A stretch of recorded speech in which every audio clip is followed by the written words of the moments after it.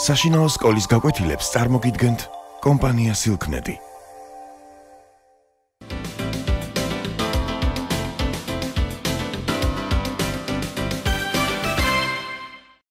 მოგესალმებით, დღეს ჩვენ წავიკითხავთ ისტორიულ მოთხრობას, ეს არის 9 ძმა ხერხეულიძე. როგორც მიხვდით, ეს მოთხრობა შეეხება 9 ძმას და ისინი გვარად ყოფილან ხერხეულიძეები. მოთხრობა დაწერილია იაკობ გოგებაშვილის მიხედვით. თბილისის მახლობლად არის მოზრდილი სოფელი მარაბდა. უკვე ესე იგი სად ხდება ეს ამბავი, უკვე ჩვენთვის ცნობილია მარაბდა, რახან შემოვიდა ეს სოფელი თბილისის მახლობლად. დიდი ხნის წინათ აქ ცხოვრობდა მოხუცი ხერხეულიძე. მას ყავდა 9 ვაჟი. წარმოიდგინეთ, 9 ვაჟი ყავდა მამას, რა თქმა უნდა 9 ხერხეულიძეები იყვნენ. ცოლად ყავდა ყოვლად ღირსეული ქართველი მანდილოსანი. მანდილოსანი იგივე ქალი, ადრე ქალს მანდილოსანს ეძახდნენ და ხშირად დღესაც იხსენებენ ხოლმე ესე როგორც მანდილოსანი. ქართველი მანდილოსანი. 9 ძმანი ერთი მეორეზე უკეთესი ვაჟკაცები და მამულიშვილები დადგნენ. რას ნიშნავს კარგი მამულიშვილი? კარგი მამულიშვილია ის, ვისაც თავისი მამული, თავისი სამშობლო საკუთარ თავზე მეტად უყვარს და მისთვის თავის გაწირვაც და თავდადებაც ალბათ თავისუფლად შეუძლია. ნახოთ ახლა რა ხდება. იმჟამად სპარსეთში მეფობდა შაჰ აბასი. მეტად აბეზარი მეომარი გახლდათ. აბეზარი არის მომაბეზრებელი, შემაწუხებელი. მას ყავდა გაწვრთნილი და ლაშქრობაში გამოცდილი ჯარი. შაჰ აბასმა დაიპყრო ბევრი ქვეყანა და ბოლოს საქართველოშიც შემოიჭრა. ანუ ეხლა ნახეთ, 2 ეპიზოდად შეგვიძლია დავყოთ ეს ისტორიული ნარკვევი, რომ ჯერ ხერხეულიძეების ოჯახი, ეხლა შემოდის სპარსეთის მეფე შაჰ აბასი, რომელმაც დაიპყრო ირგვლივ გაწვრთნილი იყო კარგად, გაწვრთნილი ჯარით დაიპყრო ბევრი ქვეყანა. და ბოლოს აი საქართველოშიც შემოიჭრა. ქართველთა ჯარი მტერს გადაეღობა გზაზე თბილისის ქვევით, ანუ ცად მასოფელ მარაბდასთან და სასტიკად ეკვეთა მოწინააღმდეგეს. წარმოიდგინეთ ახლა სისხლი როგორ ღვარებად მოედინებოდა ამ ძლიერი ომის დროს, როდესაც ქართველნი შეუდრეკლნად იბრძოდნენ მტრის წინააღმდეგ. სისხლის შეუწყვეტელ ნაკადულებად დიოდა. თუმცა სპარსელები 1-2 მეტი იყვნენ. 1-2 მეტი ნიშნავს, რომ ისინი აღემატებოდა მათი ჯარი ქართველ ჯარს. 1-2 მეტი იყვნენ. მაგრამ ჩვენს ჯარს ფეხი ვერ მოაცვლევინეს, რადგანაც ქართველები თავგანწირვით იბრძოდნენ სამშობლოს დასაცავად. სამაგალითო ვაჟკაცობას იჩენდა 9 ძმა ხერხეულიძენი. ანუ აი ახლა შემოდიან უკვე ამ მოთხრობაში 9 ძმა, რომელიც ამ მოთხრობის დასაწყისშივე, ამ ისტორიული ამის დასაწყისშივე მათი ოჯახით გაგვეცნენ, ხო? ოჯახიდან გამომდინარე, ახლა შემოვიდნენ მარაბდის ველზე, როგორი თავგანწირვით იბრძოდა ეს 9 ძმა ხერხეულიძე, რომელნიც ერთად მხარ ებრძოდნენ მტერს.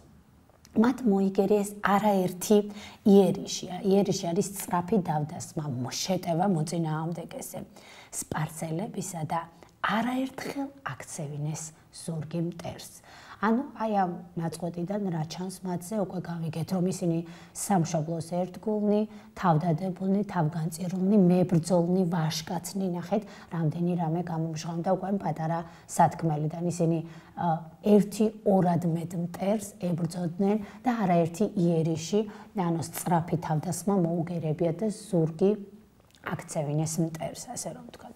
მაგრამ სპარსელებს ახალი ჯარი მიეშველა სამწუხაროდ და დაღლილ დაქანცულმა ქართველმა ლაშქარმა ვეღარ შეიკავა მტერი.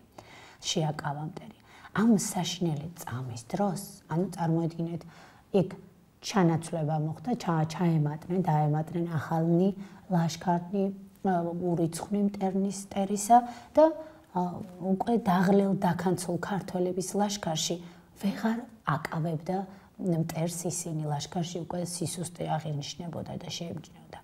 ამ საშინელი წამის დროს ძმანი ხერხეულიძენი კი არ შედრკნენ, არ შეშინდნენ, არამედ ლომებივით იბრძოდნენ. ნახე როგორი შედარება, ლომი ყველაზე ძლიერი ნადირი, რომელიც შეუდრეკლად იბრძვის ხოლმე და ყოველთვის თავის ბას ბრჭყალებსა თუ ძალას აჩენს მოწინააღმდეგის წინაშე. აი ისინი ლომებივით იბრძოდნენ სამშობლოს დასაცავად.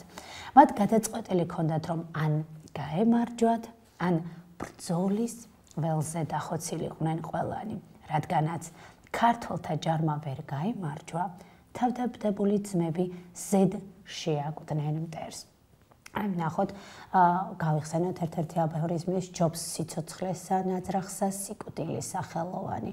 ისინი სახელოვანი სიკვდილით მამულისათვის ბრძოლის ველზე დიდი თავდადებითა და თავგანწირვით გამორჩეულნი ბრძოლის ველზე დაეცნენ 9-ნივე შეუდრეკლად ერთ დღეს. თქვენ წარმოიდგინეთ დედის მდგომარეობა, როდესაც მისი 9 ვაჟი ერთ დღესვე მარაბდის ველზე თუმცა გმირულად და ვაჟკაცურად დაიხოცა და ის აქვე ლამაზი შვილის გამზრდელი დედა მიცვნია ღმერთა და ლამაზი შვილების გამზრდელი იყო ყველასი ეს დედა, რადგან 9-ვე ერთნაირად გმირულად, ერთნაირად ვაჟკაცურად, ერთნაირის ერთგულებით და სიყვარულით იბრძოდნენ სამშობლოსათვის. ხალხის თქმულებით, მათი დედაც ბრძოლის ველზე იყო და შვილებს ამხნევებდა. როცა მის ერთ ვაჟს სასიკვდილოდ დაჭრილს ქართული დროშა ხელიდან გაუვარდა, დედამ აიღო დროშა და მეორე შვილს მისცა ხელში. ამ ფრაზიდან უკვე ჩანს, რომ მიუხედავად ამ ხლატკივილის ალბათ დედის თვალწინ ხდებოდა ეს ყველაფერი საოცარი ტკივილისა, დედა შვილებივით თავგანწირვით იბრძვის და შვილებთან ერთად არის ბრძოლის ველზე. საქართველოს ისტორიაში ხშირად არის ხოლმე ესეთი პარალელები, როდესაც ქართველი ქალი მტერს ხმლით ხვდებოდა, ხოლო მოყვარეს თასით და ხშირად ეხმარებოდა ქართველი ქალი ვაჟკაცურად ბრძოლის ველზე ვაჟკაც და ძლიერ მამაკაცებს. და ერთ-ერთი იყო 9 ძმა ხერხეულიძის დედაც. მადლიერმა ქართველმა ეს 9 ძმა იპოვეს ბრძოლის ველზე. დიდი მოწიწებით დამარხეს ცალ-ცალკე მწკრივად და დაადგეს 9 დიდი საფლავის ქვა, რომლებიც დღემდე დაცულია. გავიხსენოთ, რაზე იყო ეს ისტორიული ნარკვევი. ეს ისტორიული ნარკვევი ეხებოდა 9 ძმა ხერხეულიძეებს.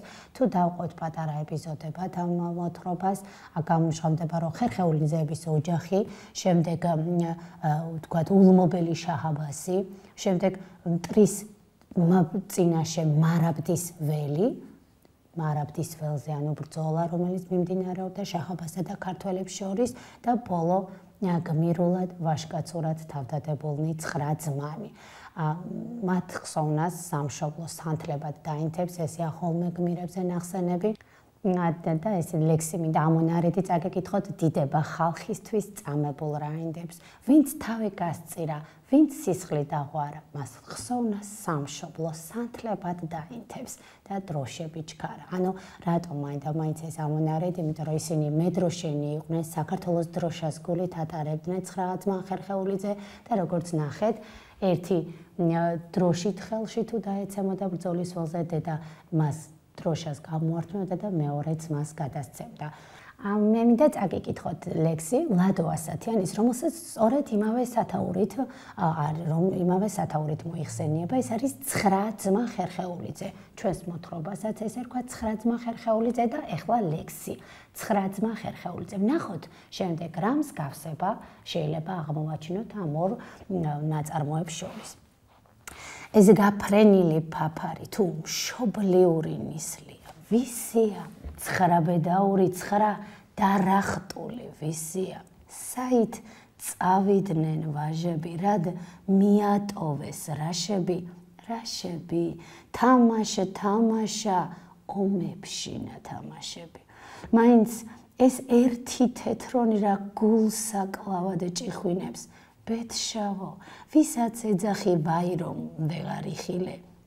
იმისი სული ტრედივით ცაში გაფრინდა ლაღად აღარ ყავს შენი პატრონი ხერხეულიძე აღათანგა ეს მშობლიური ქარია თუ ჩვენი ალგეთის ველების თუ სუნთქვა ქარბუქიანი ფაფარაყრილი მერნების მერნებო ველურ ფლოქვებით მიწა ამაოდ დატორეთ ამაოდ გაფიცხებულ ხართ ამაოდ უხმობთ პატრონებს ფოლადის ბექტარიანებს ბნელში ამაოდ დაეძებთ ისინი მამულისათვის მარაბდის ველზე დაეცნენ ერთი მათგანი დაჭრილი უბეში დროშას მალავდა იწვა სისხლისგან დაცლილი კურთხეული ყოს მარაბდა ეს აწეწილი ფაფარი თუ მშობლიური ნისლია ვისია ცხრაბედაური ცხრადარახტული ვისია დაწრეალებენ დაძრწიან ქაფამორეული ლაშებით მხედრებო ასე უღმერთოდ რად მიატოვეთ რაშები აი ჩვენ დავიკითხეთ ლექსი რომელიც სწორედ იმ მარაბდის ველზე დაცემულ ქართველ ვაჟკაცებს შეეხებოდა ცხრაძმა ხერხეულიძეს და აქ ლექსიდან სათქმელი თითქოს მათ ცხენებიდან უპატრონოდ პატრონის გარეშე დარჩენილ ცხენებზე იყო აქცენტი გადატანილი რომელთაც ცხრავე ერთ დღეს მარაბდის ველზე დაკარგეს თავისივე პატრონები და ისინი აქეთ-იქით ამაოდ დაძრწოდნენ სანამ პატრონები ბრძოლის ველიდან დაბრუნდებოდნენ. ეხლა შევხედოთ დაფას და გავიხსენოთ რაზე იყო საუბარი ჩვენს მოთხრობაში. სათაური იყო ცხრაძმა ხერხეულიძე, რადგან ცხრანივე ერთნაირი შემართები და ერთნაირად იბრძოდნენ, ცხრავე დავახასიათოთ ერთივე მსგავსად, როგორი სამშობლოს ერთგული, თავდადებული, მებრძოლი, ვაჟკაცი, შეუდრეკელი და თავგანწირულნი. და აქვე მინდა შეგახსენოთ აფორიზმი სჯობს სიცოცხლესა ნაძრახსა სიკვდილი სახელოვანი. ისინი სახელოვანი სიკვდილით შეეწირნენ სამშობლოს სიყვარულს და სამშობლოს ერთგულებას. მე მინდა დამეხმაროთ და ჩვენ ავაწყოთ ეს ლექსი, რადგანაც დედამ ბრძოლის ველზე 9 ვაჟკაცი დატოვა, ასეთ დედაზე, რა თქმა უნდა, დიდი ხოტბის შესხმის გარდა არაფერი გვეკუთვნის და მინდა რომ ილიას ლექსი ავაწყოთ რაღაცნაირად. პირველ რიგში შევხედოთ სასვენნიშნებს. როდესაც წინადადება მთავრდება, აუცილებლად იწერება წერტილი. ანუ გამოდის რომ წერტილი რახან თუ რომელიმე წინადადების ბოლოს არის აღნიშნული, ეს წინადადება იქნება ბოლოს, ანუ მეოთხე. რა შეიძლება იყოს პირველი? მოდი ჯერ არეული თანმიმდევრობით წავიკითხოთ, შემდეგ დავალაგოთ. შხამადაც შერგებია, ალბათ არ იქნება პირველი, ვისაც რომ დაზარებია, რა დაზარებია, არც ის არის ნათქვამი, მას დედის ძუძუ ტკბილი, ალბათ ესეც ურევს თანმიმდევრობას, მამულისათვის სიკვდილი. მაშინ დავიწყოთ, როგორ უნდა იყოს, მას დედის ძუძუ ტკბილი, შხამადაც შერგებია, მამულისათვის სიკვდილი, ვისაც რომ დაზარებია. მართლაც აი ამ სიტყვებით მიდიოდნენ ჩვენი გმირები საქართველოს ერთგულების დასაცავად და ასეთი ძალიან ბევრი და ერთგული და სასახელო გმირი ყავდა ქართველ ერს. მე ამით გემშვიდობებით, მომავალ შეხვედრა.